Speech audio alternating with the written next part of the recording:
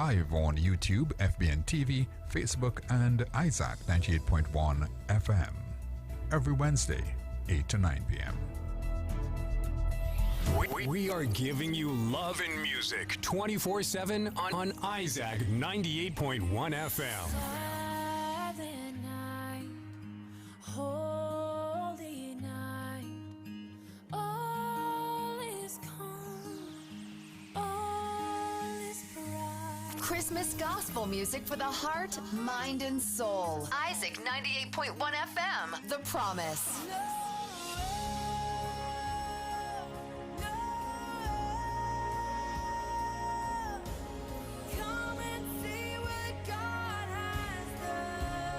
Celebrating the real reason for the season.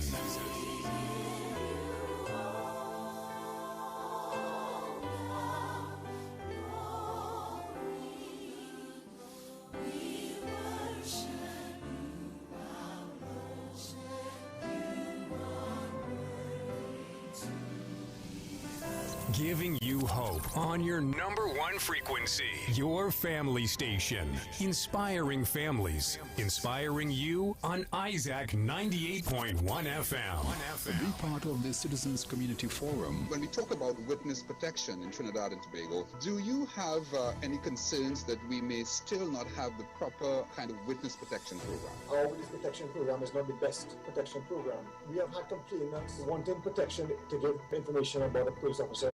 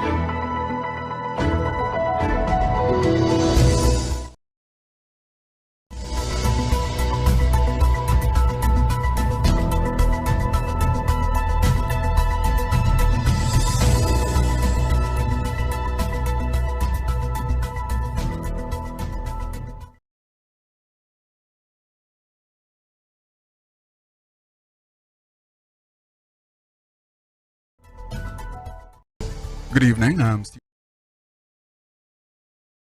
Cummings, and welcome again to another.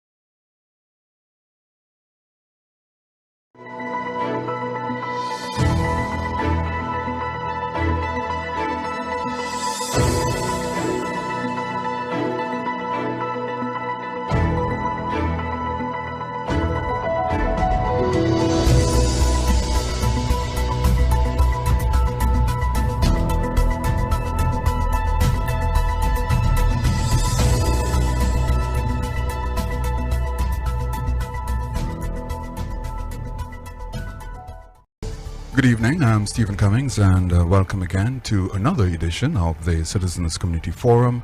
Our objective is always to have an engaging and interactive as well as a civil discourse, and in so doing help develop a culture of peace and understanding, and also have the involvement of citizens. And our topics are also wide-ranging. Discussions at times may be emotionally charged, but surely we can always find common ground and learn from each other, irrespective of our differing views. This evening, inside the Citizens Community Forum, we put the spotlight again on education. And while many educational institutions around the world have been cautiously easing their way back into the mainstream of learning and teaching, it may never be quite the normal, having regard to the crippling effects of a pandemic that has lasted almost 2 years. The stark reality is that our global education system has been impacted. The pandemic has left millions of students, especially in other parts of the developing world, on a dangerous risk pendulum of learning deficiency. Now, our topic this evening is Reassessing Student Learning and Recovery 19 months into a pandemic. And for the next hour, and to help discuss the issues, joining me is Dr. Paulson Scarrett. Dr.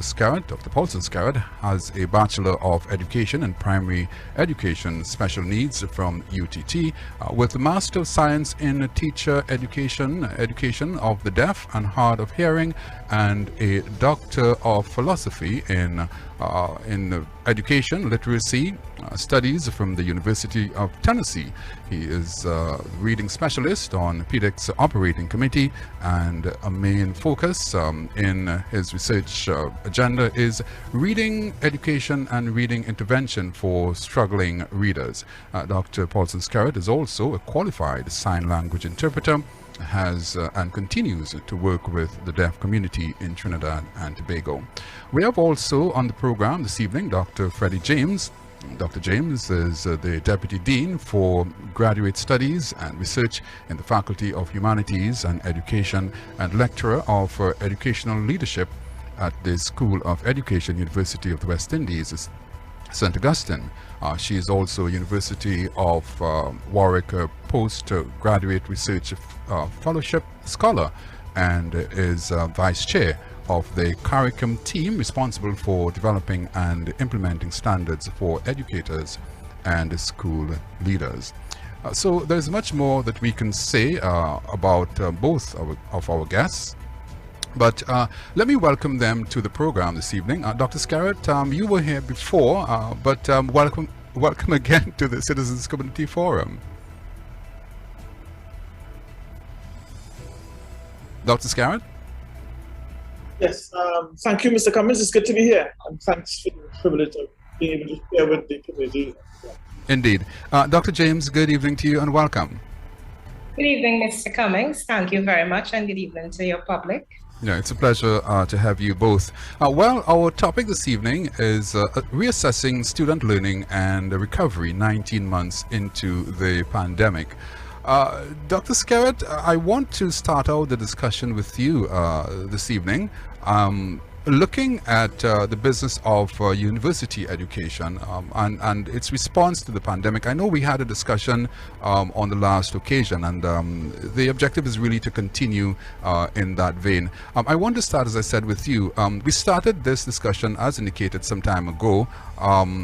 But, you know, when we look at what's been happening in Trinidad and Tobago, and not just Trinidad and Tobago, but the region and the world, what has been done, or what is being done in terms of helping to arrest the decline and responding to the crisis, as a response to the crisis in learning and teaching? Basically, you know, it's a response to the pandemic, as I said, 19 months on in Trinidad and Tobago, and by extension, the wider world. Well, I think from a university perspective, one of the things that I know, because we are heavily involved in teacher training, and both the training we provide for those who will be teaching the primary school system and the different program prepares teachers to become professionals in teaching in the secondary school.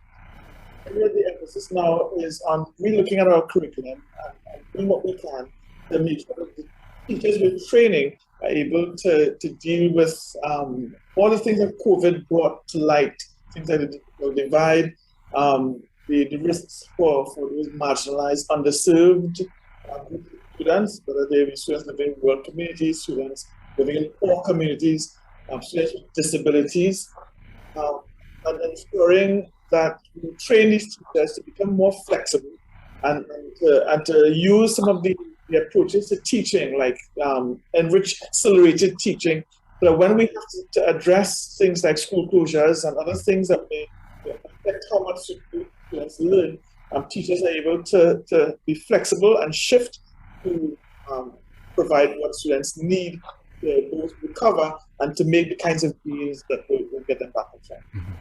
All right, so that's where we all are. Dr. James, I want to put the same question to you from where you sit. I know that you have been involved and continue to be involved very, very deeply in the system of education. What is the response has been?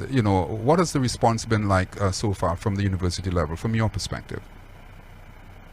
So the university has a multi-pronged approach to addressing the gaps that the pandemic has turned up and addressing the disruption that the pandemic has caused. From a student perspective, the university has introduced different assessment requirements, different forms of assessments that help students do the work that they have to do and be tested in a way that does not compromise them because of a lack of access or a lack of connectivity and so on. So for example, in terms of assessments, we have assessments being sent out to students and they have a period of time, 24 hours or so, in which to respond, to put their response. So this is one area in terms of assisting students. Also, our various units across the faculties have mechanisms in place to assist students who may be experiencing well-being issues, who may be experiencing anxiety, and we have at the campus level, the FSU and all these areas, that agencies that can address students' needs in that way. In terms of the lecturers and lecturers being prepared, when the pandemic hit and schools were closed in March of 2020, the university went on a rigorous professional learning program to scale up, start to be ready and prepared to deliver the curriculum in a different mode and in multi-modes. So those are some of the things that we've done at the university level. All right. And campus level. Yes, and we'll be talking more about that a little later on in the program. This is the Citizens Community Forum. I'm Stephen Cummings. Our topic this evening, Reassessing Student Learning and Recovery 19 months into a pandemic. I have with me Dr. Freddie James, Deputy Dean for Graduate Studies and Research in the Faculty of Humanities and Education, and lecturer, UWI St. Augustine. Also, Dr. Paulson Skerrett, lecturer in the area of reading education in the School of Education, Faculty of Humanities and Education, UWI St. Augustine. Dr. James, when we speak of promotion of standards of education, what should be the measuring instruments by which we can say, well, this is the best model or this is not the best model, especially in a time when educators have been forced to change the way they would have, done business normally. And of course, we are talking about, that forced adaptation, as it were, to digitalization and the use of ICT.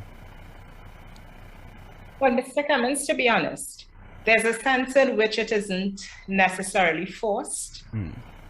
The integration of information technology and technology period into education has been on the books of the university, and in our preparing of teachers and educators and school leaders, it has been embedded in our various programs. From since 2014, we have been using blended programs, for example, in the School of Education.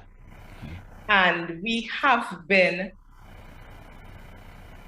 preparing teachers and educators and school leaders to integrate technology in their program. So it should not have been something new.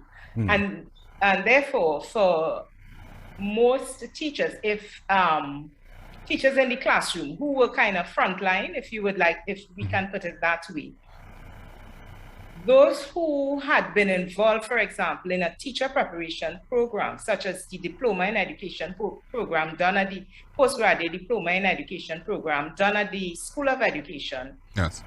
they should have been prepared. Nevertheless, nobody could have been prepared for what took place in this pandemic and the quick shifts and the quick pivots that people had to make. School leaders, for example, had to learn to implement adaptive leadership in order to ensure that their schools and staff, kept going in a way that was productive.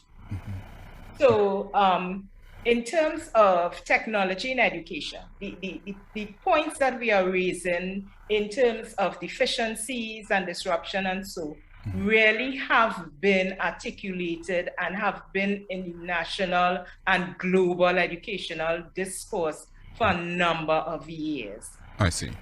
The point is, the pandemic made it more imperative to address these issues.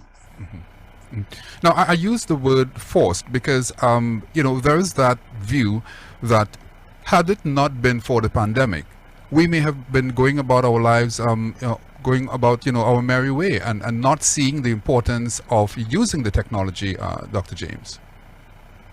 Well, that's what I was saying. It should not force, what we were forced into, or what some persons were forced into, was to make more use of it and to hone their skills to be able to use it if they did not have the required skills. And in any kind of change, resources and particular preparation for it, scaling up skills, and so is always necessary. When the pandemic hit, it sort of separated those persons who were more forward-thinking, were more innovative. Like at the School of Education, we were already delivering the postgraduate diploma in education online. We had an online program, so it was, we didn't have to make any huge shifts. But then again, we were forward-thinking. Right, as you said, you were a few steps ahead. That is what I'm saying. That to say, Mr. Cummings, this is where we all should have been. We've been trying to integrate technology in the schools for a long time, and it really is an imperative, and it is a way that we have to go, because this is the learning for the future. This is the way people learn, 21st century learning for the future. Yes. So we have to make up our minds and decide, are we going to take action or are we not going to take action? Is it going to be half-heartedly, or are we going to really commit wholeheartedly to making the necessary transformations in education that are required? Having said that, bear in mind that I said nobody, no institution, no organization, no country could have been prepared fully ready, yes, or prepared, and its Understood. impact. I get you, Dr. James. Dr. Scarrett, in really beginning to, let's say, address the learning and teaching deficiency in the recovery process, where do you see us, where's a good point to start, Dr. Scarrett? Because we are at that juncture now where the discussion is centered around discovery. Or not just discovery, but recovery, so that you would have discovered what would have transpired by way of maybe research or what have you, and now you would have moved to the focus would be on the recovery process. So I think just to comment on two things based on your question with Dr. James. So one of the issues that happened before was this lack of flexibility. And you're right.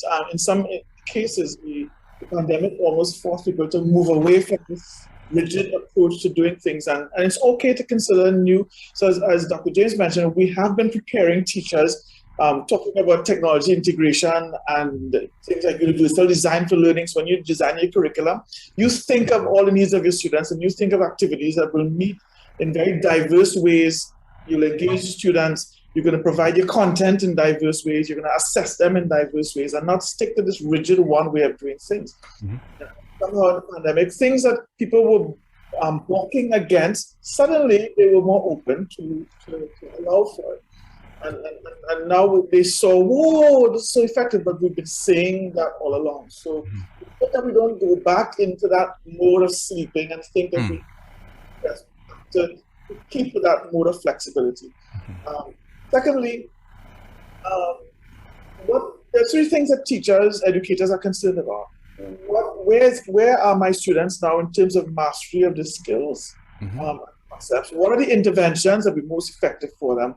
And when will that accelerated learning take place? So, we have to get caught up, and we'll have to either do it in school, we'll have to do it through a lot of research is showing tutoring programs, that have a high intensity when it comes to tutoring, and the tutors are well trained and qualified. Because somehow a lot of tutoring programs, I've found them, it's almost a kind of babysitting approach, and that can't work. They have to be well trained tutors and tapping into our retired principals. So many students who have been trained in universities to teach but have not been able to acquire a teaching job, they can be brought into that system. But a very strong tutoring program is what we have to get in place, either in school, but perhaps outside of school, before school, after school, on weekends, during the holidays, in order to get students caught up.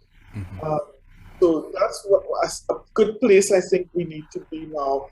As we do assessment, determine what skills our students have mastered, where they are, what intervention is going to work best, and how we could accelerate the learning that has it.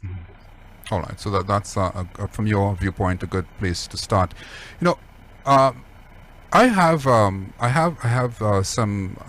something that I wanted to share with you a little later on, but we just want to also remind our listeners that this is the Citizens Community Forum. I'm Stephen Cummings.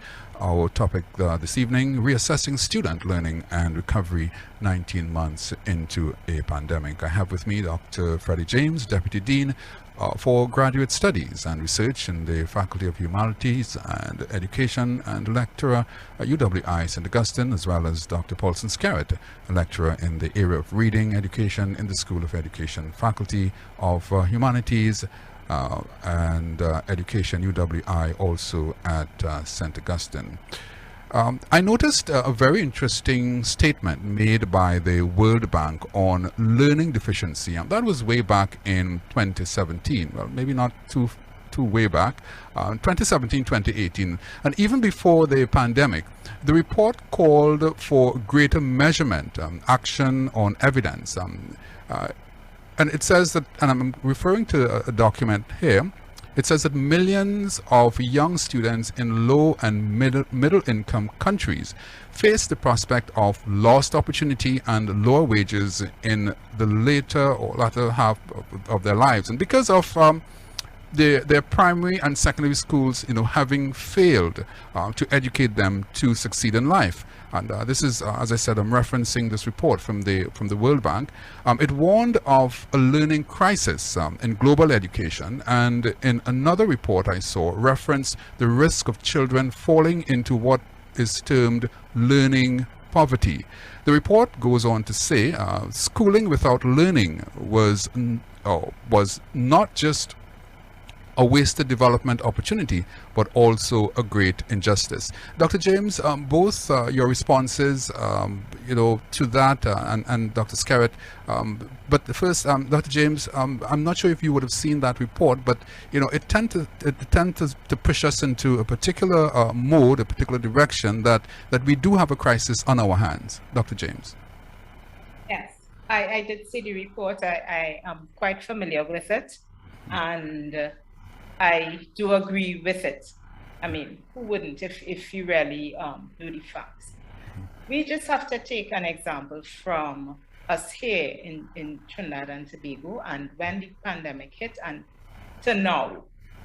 Have you seen, we have to ask ourselves, what research have we seen that tells us or paints the real picture of what is taking place in schools, in terms of districts, in terms of levels, primary, ECCE, secondary? What is the evidence that we have in front of us that we can use? Now, that World Bank report was quite significant, and I have to say that the World Bank not only made the report and stated the facts, but they've put their money where their mouth is, as we say colloquially. Because subsequent to that, they have funded programs that are innovative and that seek to bring people out of poverty, or to prepare, train, if you want to use that word, and give persons the opportunity. So for example, they have a social entrepreneurship, they funded a social entrepreneurship to fight poverty program in Nepal.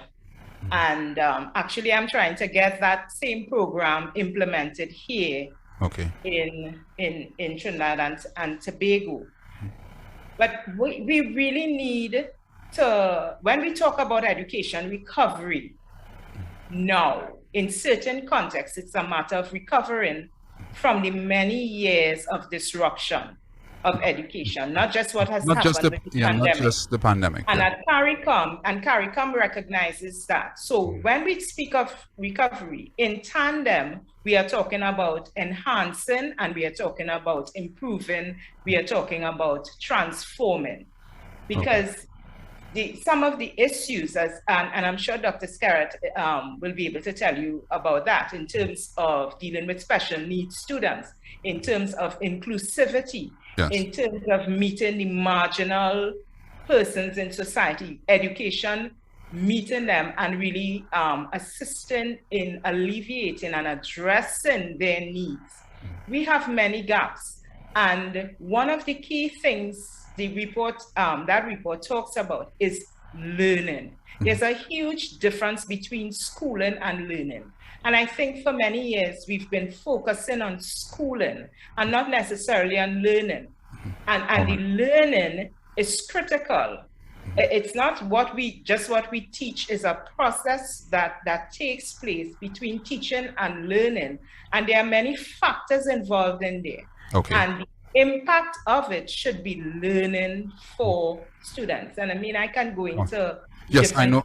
Yes, I know. Yes, I know you can. That's for another day. Yes, indeed. Well, we just like to remind our listeners that this is the Citizens Community Forum. I'm Stephen Cummings. Our topic this evening: reassessing student learning and recovery 19 months on into the pandemic. Dr. James, Dr. Scarrett, we have to take a short break now, and when we come back, I am going to, Dr. Scarrett, I'm going to have you also add your perspective to that very same question, but we have to take a short break now, and we come right back.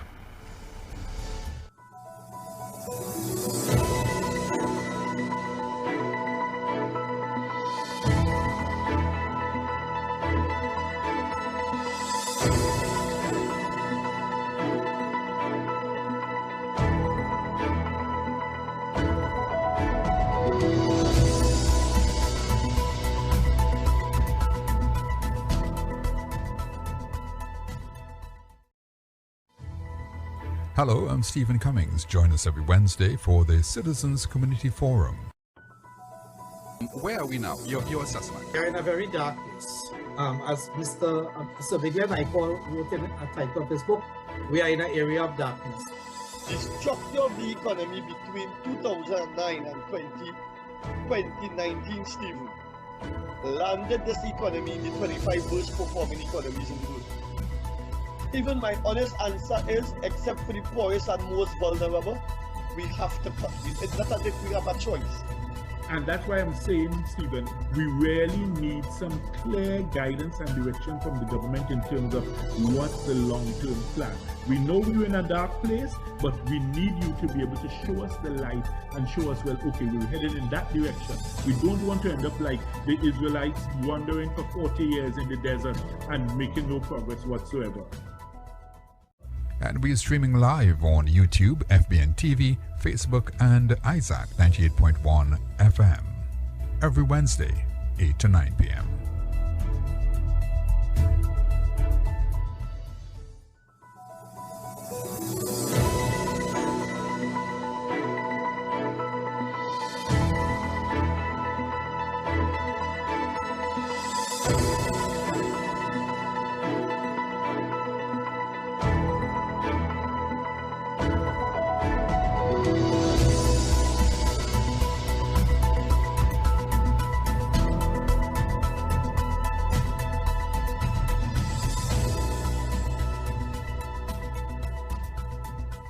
Welcome back to the Citizens Community Forum. I'm Stephen Cummings.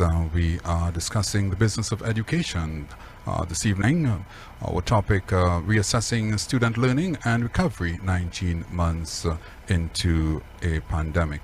I have with me Dr. Freddie James, Deputy Dean for Graduate Studies and Research in the Faculty of Humanities and Education and Lecturer, UWI, St. Augustine. Also with me, Dr. Paulson Skerritt, Lecturer in the area of Reading Education in the School of Education, Faculty of Humanities and Education, UWI, also at St. Augustine. Dr. James, Dr. Skerritt, welcome back. Thank you. Yes, Dr. Skerritt, I wanted to have you respond to that question when we went to the break. I know that you are also, in the area of special needs, dealing with special needs children, dealing with the deaf. Your response to that question before we went to the break. So I agree. The World Bank, they made particular mention to those students who are most at risk in those low and middle-income countries. We have our students who the SES is an issue. One of the things that we have to look at, if we're ever going to address that, what happened with COVID-19, consequences of COVID-19 are in no way universal.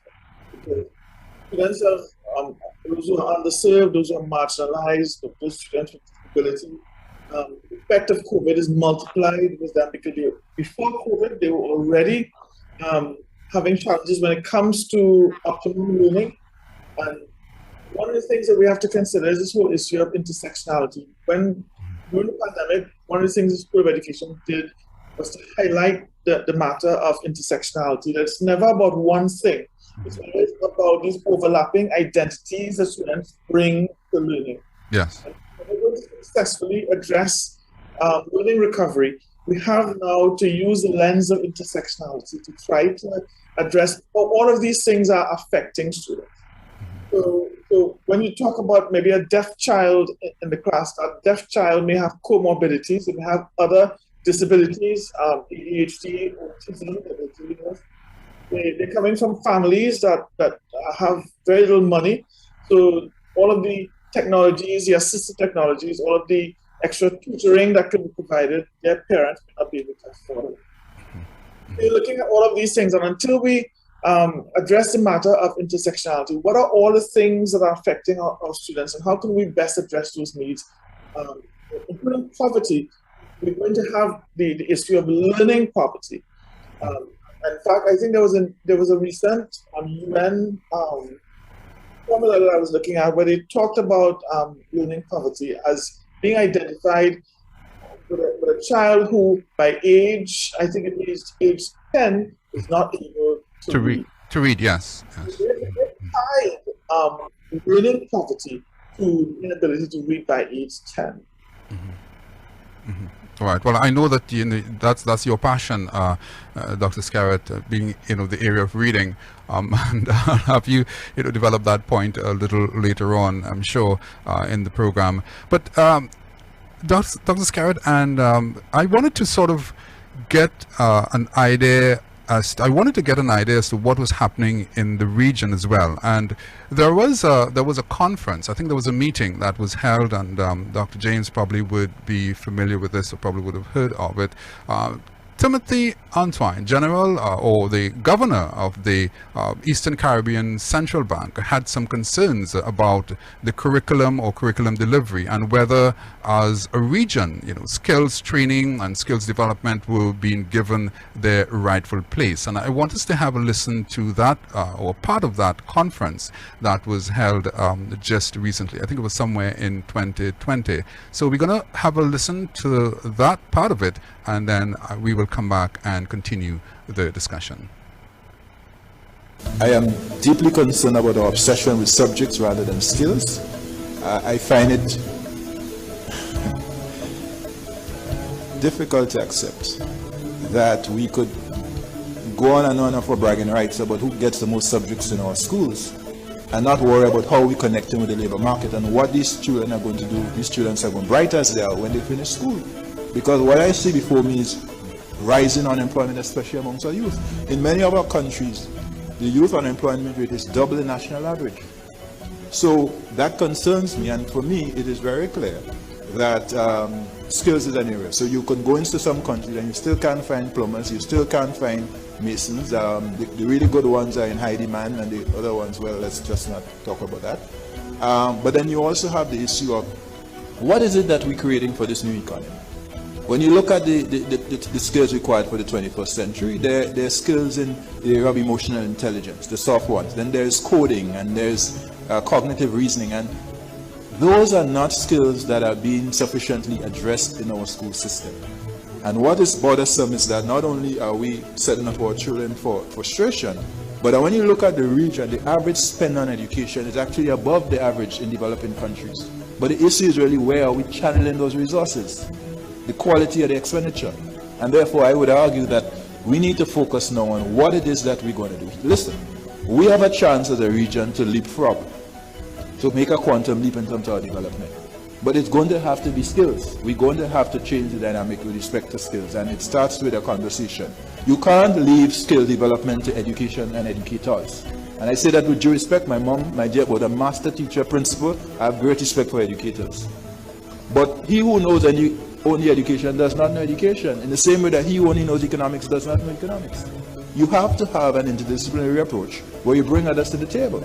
And a lot of that discussion really requires that we bring industry together.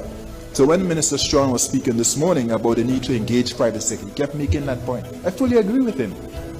For me to discuss the whole evolution of skills in our region at this time, in our school system, it has to be a conversation that goes beyond education. It has to involve economists, it has to involve private sector, it has to involve civil society, and ultimately, obviously, it has to involve our youth. So I fully agree that we need to skill. And the truth is, more than just teaching or training for 21st century skills, is a mindset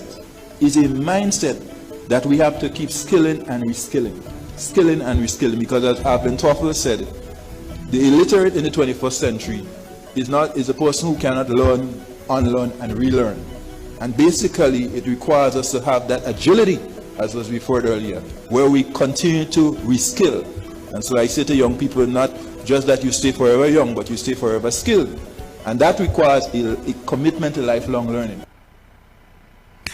That was back in 2020, and of course Timothy Antoine, Governor of the Eastern Caribbean Central Bank. Dr. James, you care to respond?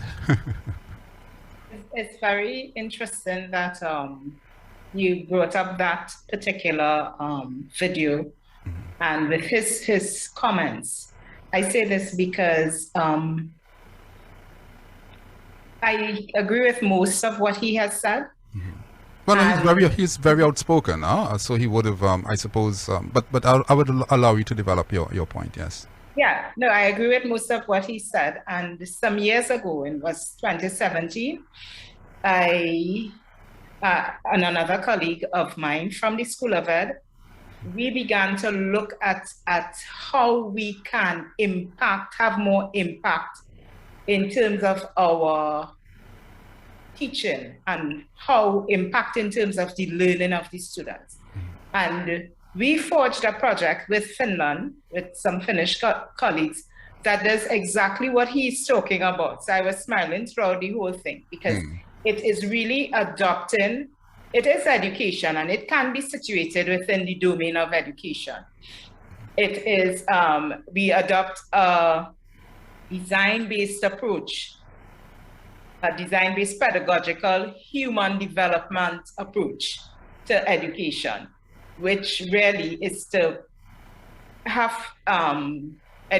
students or participants focused on solving problems, real problems. Yes. And that's the way. So you learn different skills to solve real problems, and it's entrepreneurial and it's innovative as well. But it is something that is situated in education. And in 2020, just before that pandemic hit in January, we had a team come from Finland, and they did some training with our faculties, across the faculties at the campus, the St. Augustine campus, in that mode of learning, in that approach, because it's pedagogy at the end of the day. Yes, indeed.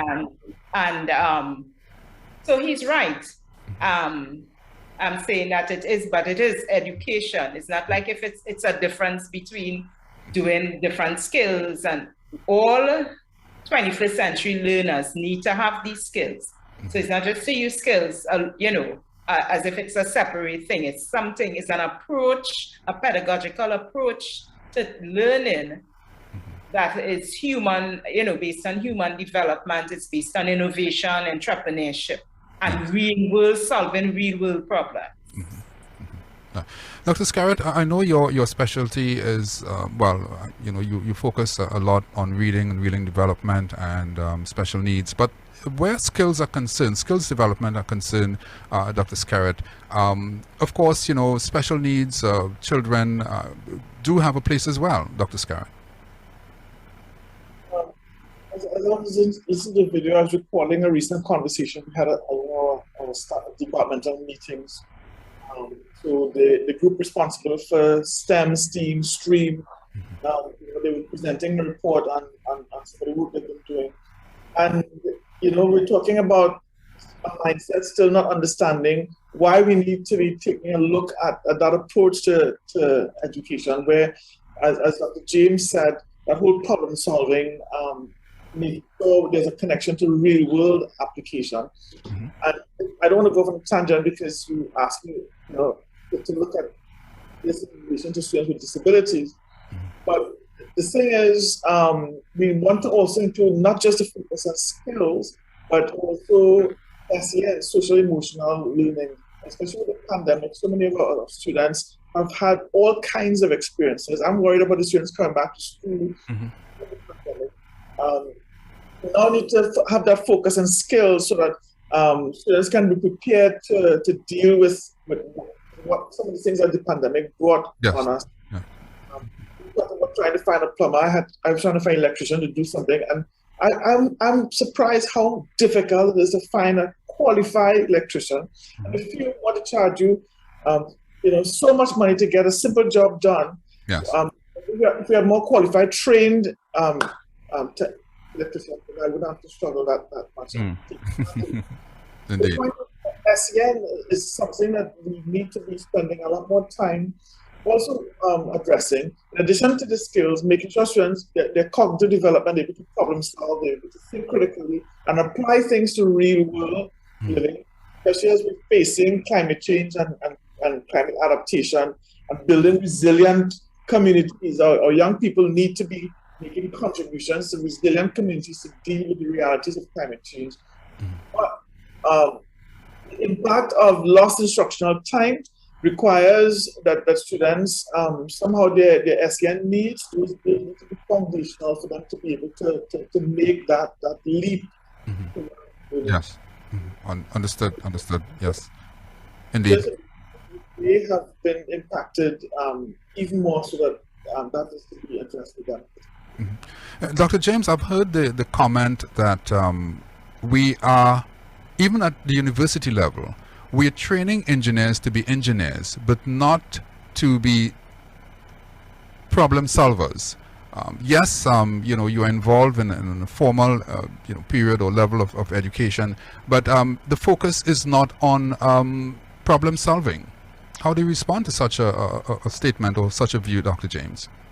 Well, I beg to differ, particularly because in that I know for a fact in the Faculty of Engineering, they have projects that students do, and across the university, we have moved away from that kind of teaching where it's just theoretical to it being more practical and being more adaptive to real world issues and environment. problems. Yes. So I really have to say that at even in the Faculty of Humanities and Education, for example, we have in our cultural programs, they have parts of it, components of it, and that allows for solving real problems, doing projects that can solve real problems. The area of need that we may have is resources for these students to bring these projects to start up, for example. To have some sort of funding, some sort of seed funding or something, so that these projects can be brought to startup. Yes. And we're working on that. And in terms of that project I told you about, it's something that we're working on. But certainly at the university, and in engineering, I'm certain, because the dean of that particular faculty was one of the persons who went to Finland to have a better look at that approach, that design-based approach. And it's because of the projects that they did to see where can they go from there. So across the university, I can tell you that this kind of thing is happening. All right. Maybe we need funding to make it more impactful. Yes. No, and this is not a plea for funding I'm making here, but I'm just saying to bring them from paper, in other words, and bring them to startup, because they can become real businesses. Indeed. Well, Dr. James, there will always be the need for funding. This has been a call, I know, for, and continues, it's been a call over the many decades, this business of, the need for more funding. But, that's probably, a topic for another session, another discussion. And we'd also like to remind our listeners that this is the Citizens Community Forum. I'm Stephen Cummings. Our topic this evening, Reassessing Student Learning and Recovery 19 months into a pandemic. And I have with me Dr. Freddie James, a Deputy Dean for Graduate Studies and Research in the Faculty of Humanities and Education and Lecturer, UWI, St. Augustine. Also, Dr. Paulson Scarrett, Lecturer in the area of Reading Education in the School of Education as well, Faculty of Humanities and Education, UWI, also St. Augustine. Dr. Scarrett, I wanted to have you develop that point that you touched on a little earlier on. In dealing with trauma and difficult students, do we have sufficient resources, you believe, as a region to effectively respond to the crisis? I also want you to address the issue of special needs children in this regard. Well, what I know we need to do, whether we have resources or not, we need to start making sure that schools are a safe place. When we had closed data in 2016, I was interestingly surprised that a lack of safe environment. There was a relationship between that and reading achievement. When they look at the data and how students performed in schools across Trinidad and Tobago, one of the factors that had a relationship between low achieving students in reading was unsafe schools. And now that students are coming back from all this trauma that they've experienced in a number of ways, reports about the increase in child abuse and so many things that happened during the pandemic. We need to be ensuring we have safe, positive, stable environments in schools, building a closer relationships between schools, students, families, educators, and taking the time to explicitly speak those social, emotional learning skills that is explicitly taught and also built into the activities that we teach in our lessons. So it's not just direct instructions, identifying the skills of problem solving, of being able to manage crisis, manage relationship issues, but also in our activities, having students, while we're teaching the content, building very creatively, designing activities where students will be able to manage those things, practice those skills while developing. So I think those are things that needs to be done. It has to be all meaningful, because the wicked problems, if we're going to solve them, we could have all of the education, as the gentleman said. If all you know about education, you're not truly educated. So we can have all of the education. We have people with a lot of PhDs, but still we have some basic wicked problems. And still can't find a plumber or a qualified electrician. I hear you, Dr. Scarrett. Dr. James, some coping, recommendations for teachers. What would you advise? Advise, because there is a recognition that we also have struggling teachers as we do students. What can be some coping strategies, especially during such a time as we have with the pandemic? Well, I like to say the 3 C's. Connect, communicate, collaborate. Teachers we all need to connect, because we are teachers as well. And that connection, making the connection with others, forming communities of practices, or forming learning communities, professional learning communities, just being connected in that way professionally, I'm talking about. Communicating with colleagues, communicating with your school leaders, communicating with your middle management teams, and collaborating within your school, across schools. And this speaks to it's not just teachers who are struggling. You have leaders who are struggling as well. And these 3 C's apply to them as well. Connect, communicate, collaborate. Yes, because I'm sure that the teachers who are listening to us would appreciate. And I should say, sorry, Mr. Cummings, but I should say, I'm not just only talking about connecting, collaborating, and communicating in a homogeneous way with teachers only, or with educators only in your school or so, but across disciplines. We really have to take a multi-pronged, multidisciplinary, multi-sectoral approach to really recover. And I mean, CARICOM has put out a document. We have a document out on education recovery that speaks to that multi-pronged approach, but it has to be multidiscipline. It has to be multi-sectoral. That sort of homogeneous grouping alone will not get us, because it's just not one way of thinking that will get us through this pandemic or get us through any kind of emergency in education and for education. All right. Dr. James, I want to stay with you for a while still. Are there any university studies or data statistics that can tell us exactly what has happened over the last 19 months in Trinidad and Tobago, and maybe by extension the region? Because when we talk about the University of West Indies, it's really a regional institution.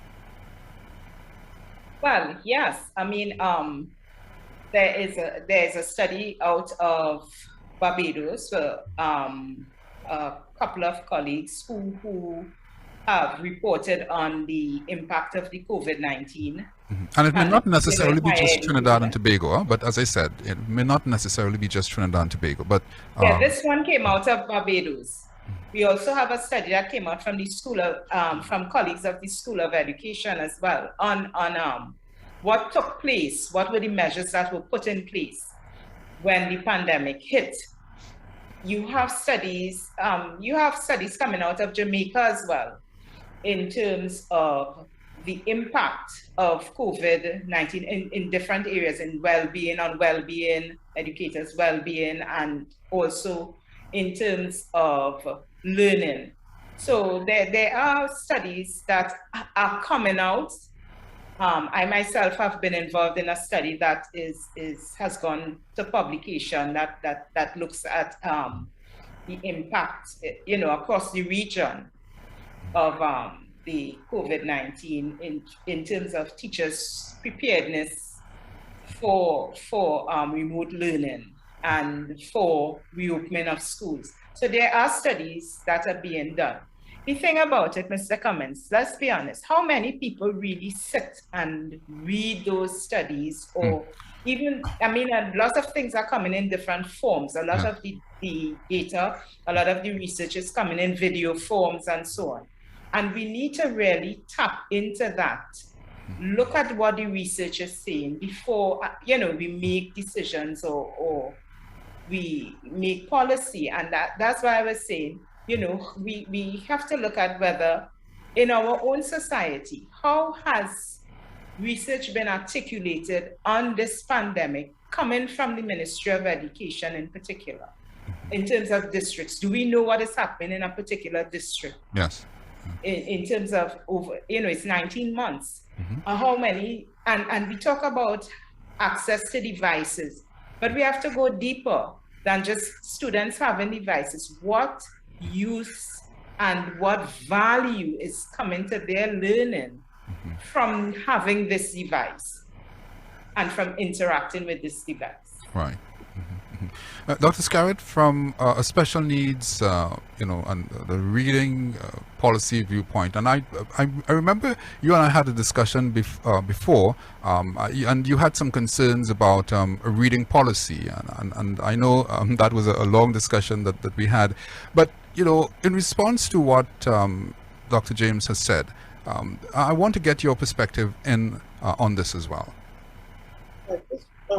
I want to just go back really quick to the matter of support for teachers. I think the ministry, one of the things they need to look at is really building up a system of substitute teachers. Teachers need that support. That's one thing. They also need to have packaged that evidence-based toolkit where teachers can really have something to go to so they can find out what's working. Remember, the fact that something is evidence-based doesn't mean it works for everybody. The students can be different, and so strategies that have been especially tailored for students now may work very well as evidence supported, but for who? So if we can have a kind of evidence-based instructional toolkit that teachers can really go to this information. I could trust, I could bring this to my classroom. So I think, and then as tied to what Dr. James said, and that professional learning community, but it needs to be very flexible. It needs to be to allow teachers to be able to access this using some of the new digital technology available, so that you don't just pull teachers away and they become burdened by going to another day of professional development. Yes. But have access to it when they are able best to do so and keep their learning. In fact, I like that. Keep learning. That's what we need to be doing. Again, I'm reading that comment that was made earlier. As you know, that's been in our minds. In fact, right now we're trying to get a reading clinic, because while our PEDIC that we've talked about on this program before takes a look at assessing students' needs and trying to develop interventions for them, we feel that a big contribution to learning recovery has to be addressing the reading for students. Right. And while Dr. Davis doesn't want to make a plea for funding, I know that the reason is nothing talking about money, because addressing the needs, getting that tutoring system for students is important. And that means the need for qualified tutors, a space for them to work with, and that requires funding. And that's one of the things in our mind now, to get a reading clinic set up at the university, where we can bring the best of evidence-based instructional strategies to address the literacy crisis that we see in our students. All right. And this is the Citizens Community Forum. I'm Stephen Cummings. Our topic this evening, Reassessing Student Learning and Recovery 19 months into a pandemic. I have with me Dr. Freddie James, Deputy Dean for Graduate Studies and Research in the Faculty of Humanities and Education, and a lecturer at UWI St. Augustine. Also Dr. Paulson Scarrett in the area of reading education in the School of Education, Faculty of Humanities and Education, UWI. also at St. Augustine. Dr. James and Dr. Scarrett, we are almost out of time on our program this evening. And in the closing moments, I just wanted to have to get some closing remarks from you both on where we are at this time, where we should be going, and maybe some closing recommendations as to what we can probably have in terms of implementation, immediate implementation, to take us out from where we have been over the so many months. And we're talking about students specifically, and by extension teachers. Your closing remarks, Dr. James. Okay, I would like to draw persons' attention to the Learning, Recovery and Improvement program that CARICOM has developed. It has 9 components: leadership and accountability, management and communication, regional and national partnerships, teacher support and collaboration, formative assessment, inclusion, SPED, well-being, resources and curriculum, parents and family, and lastly, community and community organizations. I think it's on the website. I think it's a very important roadmap to recovery and improvement, the components, and that's just what it is. It's a model that can be adapted. It's not a one-size-fits-all, but it would be useful. And coupled with that, I think we really need in Trinidad and Tobago to develop the parallel informal education system. Informal education system. I think we need to develop that parallel system, because that is a system that can reach people, reach students, reach parents, reach teachers in emergency. When we're in emergency, an emergency state, it could be the pandemic or anything else. Thank you very much. All right. Dr. Scarrett, you have the last words. Earlier I mentioned this whole matter of intersectionality, something I feel strongly about, because I see students are coming with there's so many things impacting their issues. And unless if we become polarized and think it's just one thing, we won't get it. We have to identify all of those multiple identities, multiple adversities, multiple marginalizing circumstances, and try our best to address it. Some people might say that's very idealistic, we can't achieve that. But whatever lens we take, it has to look at that, or else we'll end up not succeeding. All right, so I take it that those are your closing words and closing remarks, Dr. Scarrett. Dr. Scarrett and Dr. James, I want to thank you both for taking the time to sit with me inside the Citizens Community Forum this evening. It has been a pleasure, and I suspect that there were areas that we did not go into that we would probably take the time and the opportunity to do so at another occasion. But again, thank you both for taking the time to be with us inside the Citizens Community Forum. Thank you for having me. Dr. James there, Freddie James, Deputy Dean for Graduate Studies and Research in the Faculty of Humanities and Education and lecturer UWI at St. Augustine. Also, Dr. Paulson Scarrett, lecturer in the area of reading education, also in the School of Education, Faculty of Humanities and Education, UWI, St. Augustine, talking with us there on the Citizens Community Forum. And our topic this evening, reassessing student learning and recovery 19 months on into a pandemic. I'm Stephen Cummings, so I'll see you next Wednesday when we have another program. See you then. It was a famous poet who once said, "They came for the Jews, and I did not speak out because I was not a Jew. Then they came for the communists, and I did not speak out because I was not a communist. And then they came for me, and there was no one left to speak for me." Words there from famous poet Martin Niemöller, 1892 to 1984.